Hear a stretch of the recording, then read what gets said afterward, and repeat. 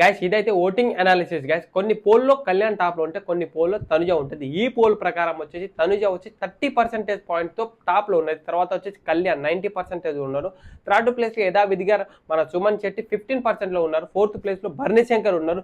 Fifth ప్లేస్కి change అయింది ఎవరంటే రాము రాథోడ్. మనం లాస్ట్ వీడియోలో కూడా మాట్లాడుకుందాం. వీక్ ఎండ్ అయ్యేటప్పుడు 2 days ఉన్నప్పుడు రాము రాథోడ్కి బీభత్సమైన ఓట్లు పడుతుంది అని, తన ఓట్ల నుంచి బ్యాంకు చేంజ్ అయ్యే అవకాశం ఉందని కూడా మనం మాట్లాడుకుందాం. ఏంటంటే తనకు సంబంధించిన సెలబ్రిటీస్ చాలా వరకు తన పైన వీడియో చేస్తున్నారు ఓట్ల కోసం. అందుకే వాళ్ళకి నచ్చిన ఫ్యాన్స్ కూడా రాము రాథోడ్ సపోర్ట్ చేయడం వల్ల తన 5th ప్లేస్కి వచ్చారు. బంజారా పీపుల్ కాబట్టి తను బంజారా సంబంధించిన వాళ్ళు కూడా చాలా వరకు ఓట్లు వేస్తున్నారంట. తనకి హాట్‌స్టార్లో ఓటింగ్ అనేది చాలా తక్కువ ఉన్న కాల్ పర్పస్ మీద చాలా ఓట్లు పడుతున్నాయని టాక్ వస్తుంది బయట.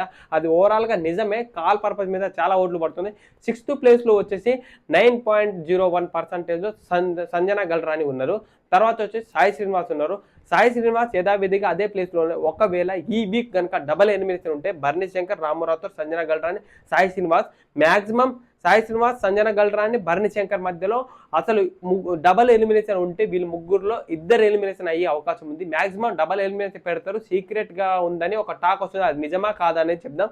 తనుజ దగ్గర ఒక పవర్ ఉంది, డైమండ్ ఎలిమినేషన్ సేవ్ చేసే పవర్. మన ఎవిక్షన్ పాస్ దగ్గరలో కూడా వచ్చేసి 11th వీక్ ఎవిక్షన్ పాస్ వచ్చేది. వీళ్ళ మధ్యలో ఎవరైనా ఎలిమినేషన్ సేవ్ చేసే పవర్ ఉంది కాబట్టి డబుల్ ఎలిమినేషన్ చేసే అవకాశం ఉందని బిగ్ బాస్ అనేది చిన్న టాక్ ఇచ్చారు. అది నిజమా కాదా, దీనికి సంబంధించిన ఫుల్ వీడియో మన యూట్యూబ్ ఛానల్లో అప్లోడ్ చేసి వెళ్ళి చూడండి.